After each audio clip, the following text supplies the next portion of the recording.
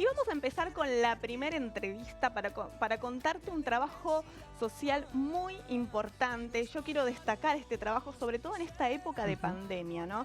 Porque si bien es importantísimo cuidarse, tener las precauciones necesarias, respetar los protocolos del COVID-19, también es importante poder ayudar a las personas que padecen las consecuencias de esta pandemia, ¿no? Exactamente. Sabemos que ha afectado muchísimo la salud mental de muchísima gente, el encierro, el aislamiento, y esto trae consecuencias, por supuesto, que son muy difíciles de sobrellevar de forma, digamos, individual, ¿no? En la soledad. Así que vamos a presentar ahora a el doctor Daniel Abadi, ¿sí? Él es fundador, por supuesto, y coordinador de las Suma, ¿sí? El proyecto Suma, y también está a cargo de Salud Mental Urbana, un proyecto que se está realizando en varios municipios y nos va a contar de qué se trata porque es muy interesante. Muy buenos días, doctor Daniel Abadi, bienvenido a Una Mano Amiga. ¿Qué tal? Buenos días, gracias por llamar y por interesarse.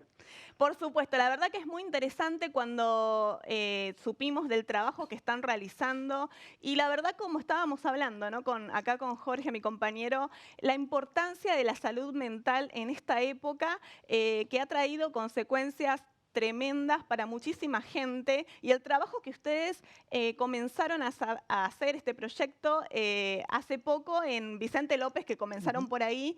Contanos de qué se trata el proyecto Salud Mental Urbana y en qué ayuda a las personas. Bueno, hago un poco de historia y alguna pequeña corrección.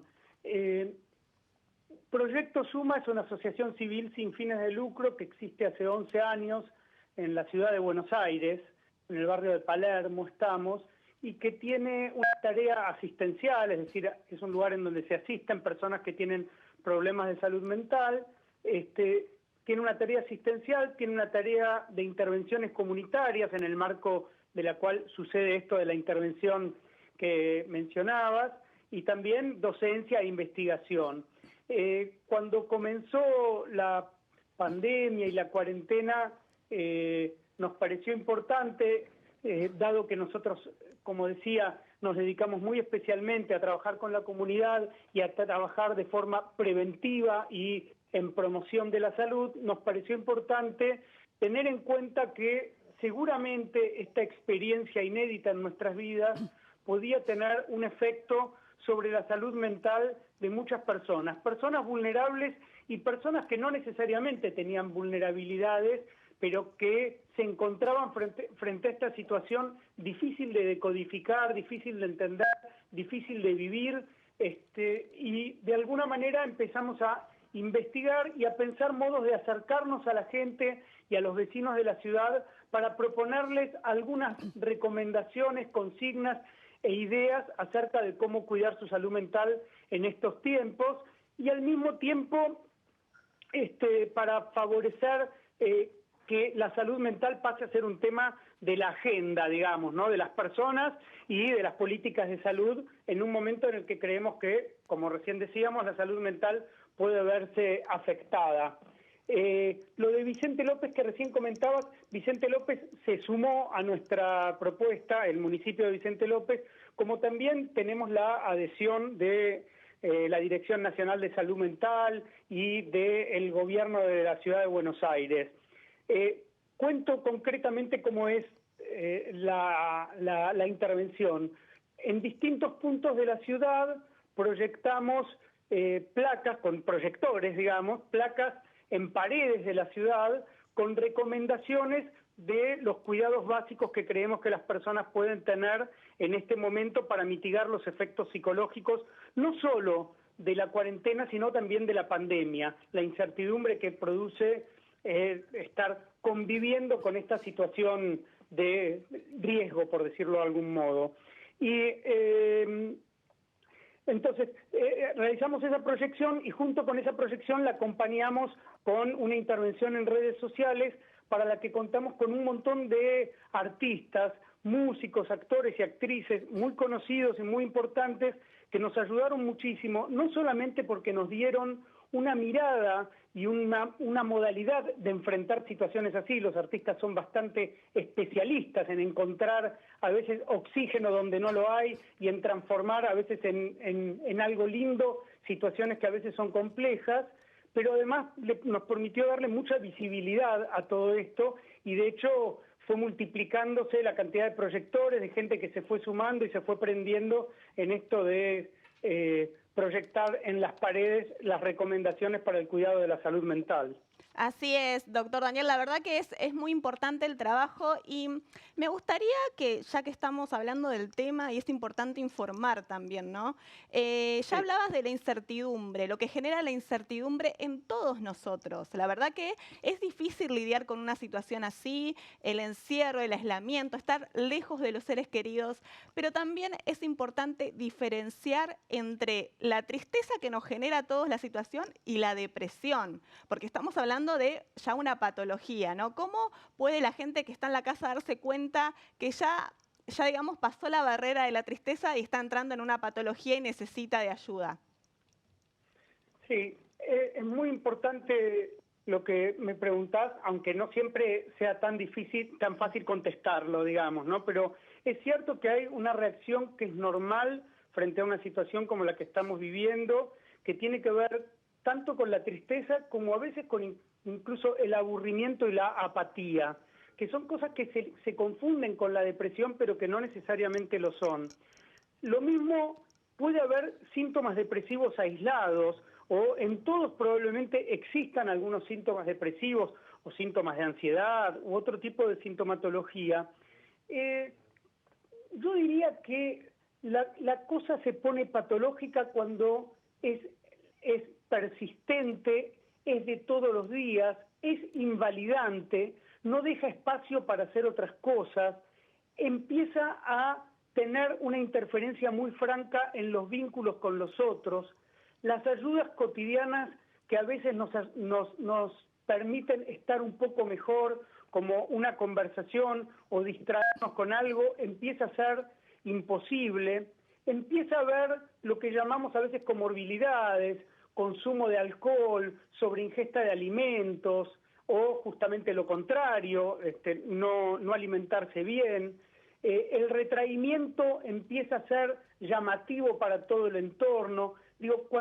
Eso yo creo que son algunos indicadores que nos permiten pensar que la cosa pasó a castaño oscuro, para decirlo de alguna manera, y que probablemente sea necesaria una ayuda profesional. Pero insisto, hay mucha sintomatología que todos vamos a tener y tenemos en estos tiempos y que tal vez puede requerir en algún momento de un apoyo profesional, pero es muy valioso otro tipo de apoyos también que podemos tener, que tiene que ver con el contacto con los otros, que tiene que ver con hacer actividad física y con no dejar que un problema vaya trayendo otros, ¿no? Digamos, tener conductas que yo llamaría anticíclicas, es decir, frente a una situación dura como la que vivimos, por ejemplo, hacer deporte, cuidarnos con la alimentación, cuidarnos con el sueño, seguir sosteniendo vínculos aunque sea de manera virtual, seguir sosteniendo rutinas, todas estas cosas que se dijeron mucho y que ya parecen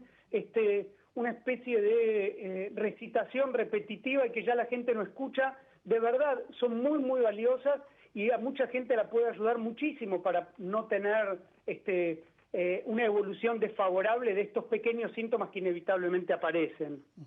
Buenos días, doctor. Jorge Ruiz lo saluda. Hola, Jorge. Quería preguntarle, en este tiempo que llevamos de pandemia, ¿aumentaron los casos de consultas o de personas que empezaron a sufrir con algún trastorno producto de todo esto?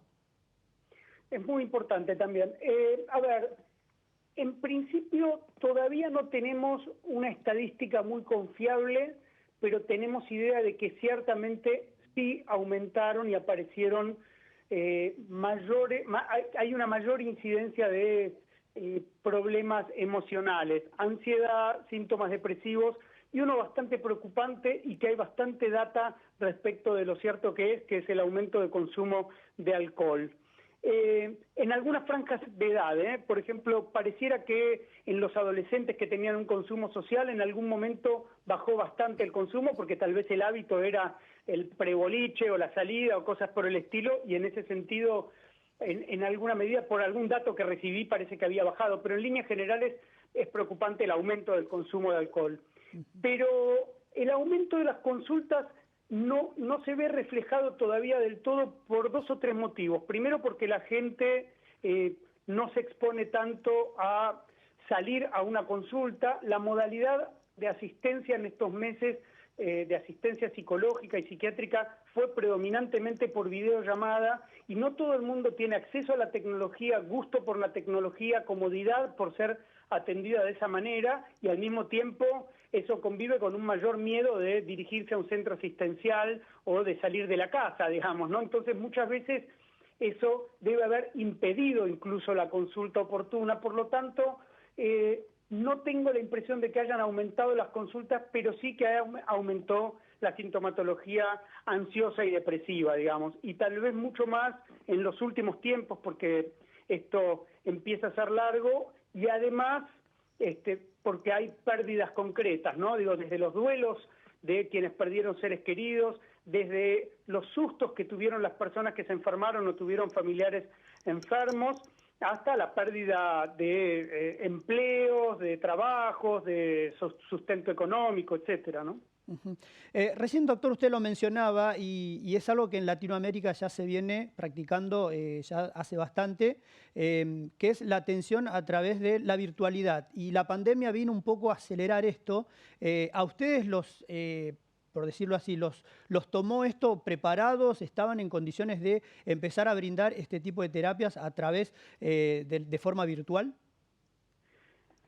Diría que sí, diría que todos, creo yo, digo, todos tuvimos ya en algún momento previo a esto la experiencia de hacerlo, pero mucho más ocasionalmente, puntualmente, con muchas objeciones de parte de los pacientes y de parte nuestra, con muchas dudas respecto de la eficacia o no, y creo que en alguna medida aceleró algo que, como decías, en muchos lugares del mundo estaba bastante más instalado, y acá, por supuesto, se recontrainstaló, y creo que todos nos sorprendimos con lo útil que resulta, lo tan eficaz a veces como los encuentros presenciales, inclusive con encontrar algunas cosas que no teníamos tan en mente, ¿no? Digo, es bastante habitual escuchar comentarios de alguien que está hablando con una persona y justo atrás está pasando la esposa, y entonces la llama la esposa e interviene también en la sesión que tenía esta persona, y se empiezan a generar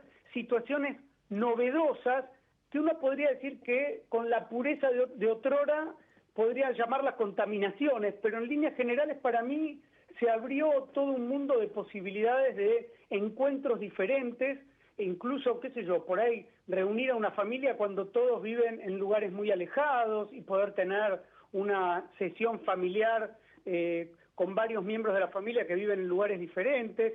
Digo, la verdad es que en líneas generales creo que se instaló algo que creo que va a quedar, como en muchos otros ámbitos de la vida, instalado, digamos, y que tiene sus beneficios, aunque, por supuesto, nada supera ese encuentro presencial con la calidez que eso tiene y la posibilidad de la comunicación gestual y espontánea, ¿no? Seguramente. Doctor, yo recién estaba mirando las imágenes, los carteles, muy buena iniciativa, excelente idea, y yo mirando las páginas que tienen, vi un cartel que me llamó la atención y le quería preguntar que el mensaje era el cuidado de la exageración a la hora de cuidarnos y de protegernos. Sí, en realidad eso tiene que ver un poco con algo que creo que todos podemos entender, que es, voy a mencionar como con las patologías que todos conocemos, ¿no? Digamos, el TOC o la obsesividad, las obsesiones, la hipocondría y hasta podría decir la paranoia, ¿no? Sin llegar a esos extremos, podría decir que empezar a estar muy obsesivo con la limpieza, tener fantasías de contaminación muy exageradas, estar muy hipocondríaco, es decir, que ante cualquier síntoma ya estar seguros de que bueno, creo que a todos nos pasó, ¿no? A lo largo de esta experiencia, ante cualquier síntoma ya estar seguro de estar enfermos. La paranoia, me refiero la idea de el encuentro con el otro visto como peligroso, como potencialmente contagiante. Me parece que es como una especie de exageración del cuidado y exageración de la precaución que saludablemente tenemos. Como estamos tan expuestos a una sobreinformación respecto de las medidas de cuidado y de los riesgos del descuido, en algunas personas propensas es probable que esto se transforme en un cuidado exagerado y por lo tanto patológico, ¿no? Así es, doctor. La verdad que la información que nos está dando es valiosísima. Yo creo que está ayudando a muchísima gente. Ese es el propósito también de esta campaña y sobre todo informar, ¿no? De la forma que lo estamos haciendo. Muchísimas gracias por esta comunicación. Nuestra felicitación desde Una Mano Amiga por todo el trabajo que realizan y bueno, esperamos que esto termine de la mejor manera y que se pueda transitar de la mejor manera también con la ayuda de ustedes que lo están haciendo muy bien. Muchas gracias. Muchísimas gracias a ustedes. Muchas gracias por ayudarnos a difundir esta propuesta. Por nada.